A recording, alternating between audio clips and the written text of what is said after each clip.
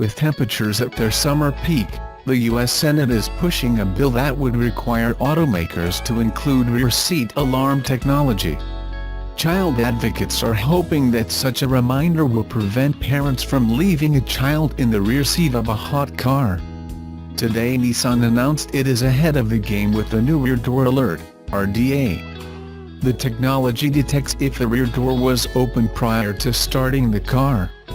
If the door is not reopened after the car is put in park and the ignition turned off, it sets off a series of warnings.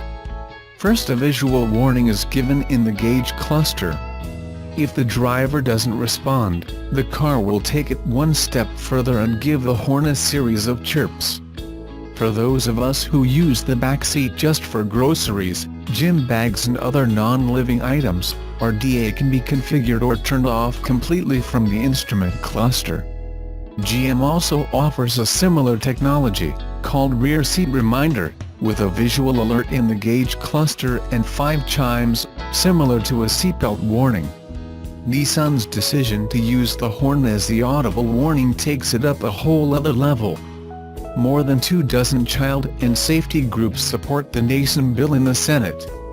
Advocacy group Kids in Cars says that since 1998, an average 37 children per year that have died due to heat stroke from being left in a car.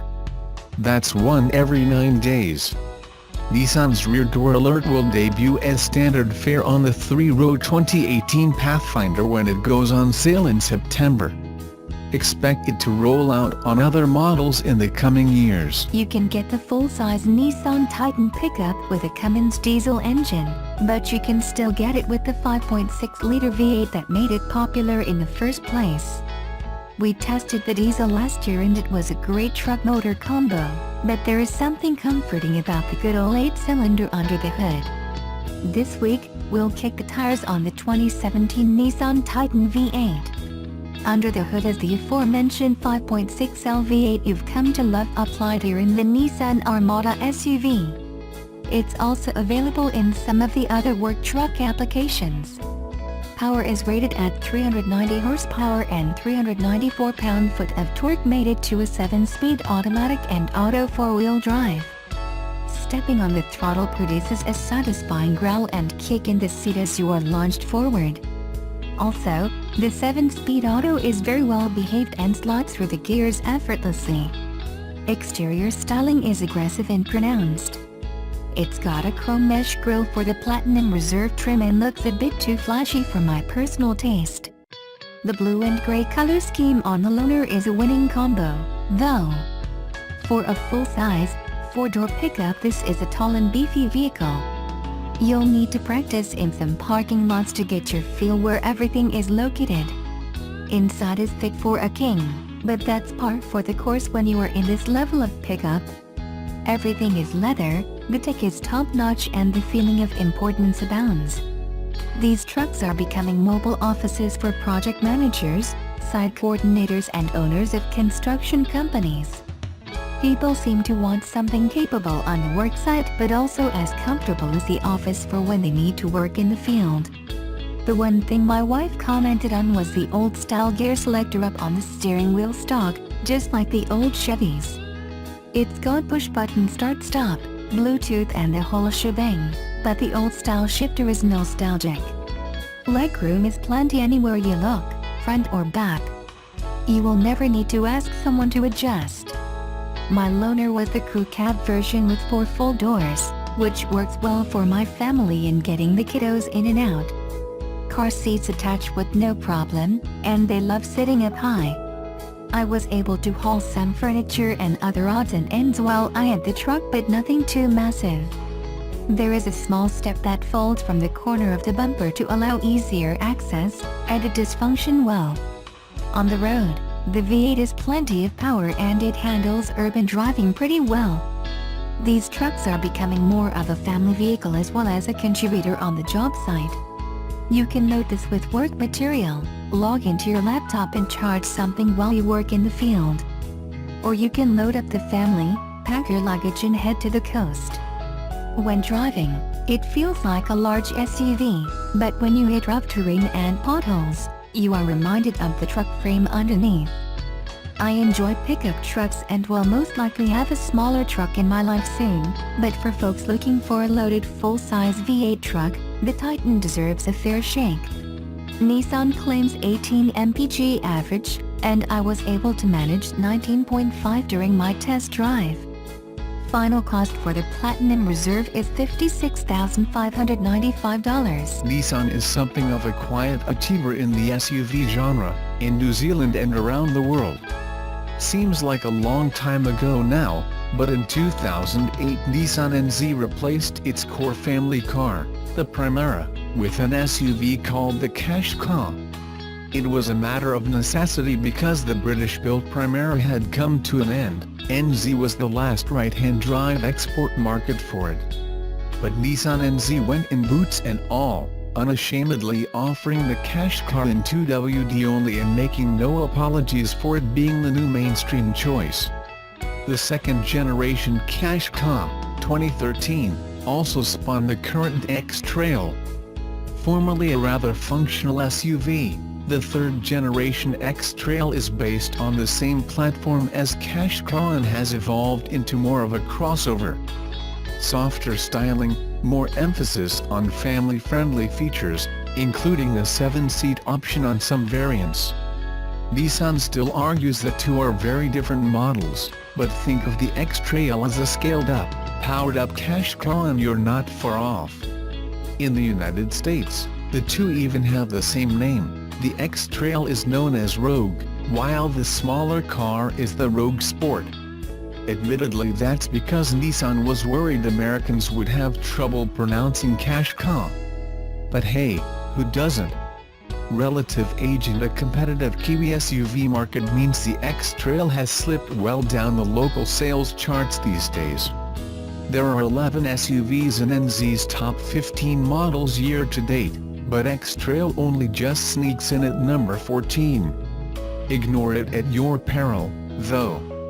The X-Trail Rogue was still the world's biggest selling SUV last year, ahead of the Honda CR-V, Toyota RAV4, Hyundai Tucson and China's Haval H6, soon to be launched in NZ.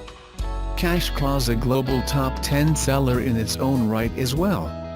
A facelift for 2017 has sharpened the X-Trail up a little.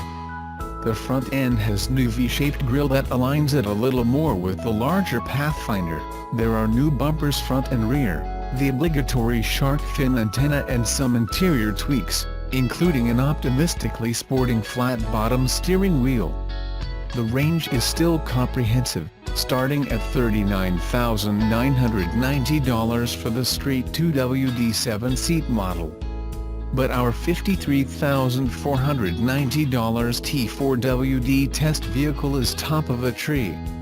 You still can't have a T or any kind of 4WD X-Trail with 7 seats, but this flagship model does help justify its price with unique equipment that includes LED lights, adaptive, automatic high beam, adaptive cruise control, lane departure warning, intelligent lane intervention, autonomous braking with pedestrian detection. Street L models and above have a less sophisticated autonomous braking system plus forward collision warning, blind spot warning and rear cross traffic alert, panoramic sunroof, motion-activated power tailgate with height memory, automatic wipers, heating for the steering wheel plus front and rear seats, and premium Bose audio.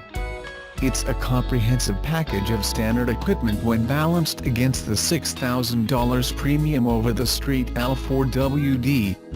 If you're the curtain-twitching kind of neighbor, you can identify the T by its 19-inch alloys and a chrome strip along the door sills.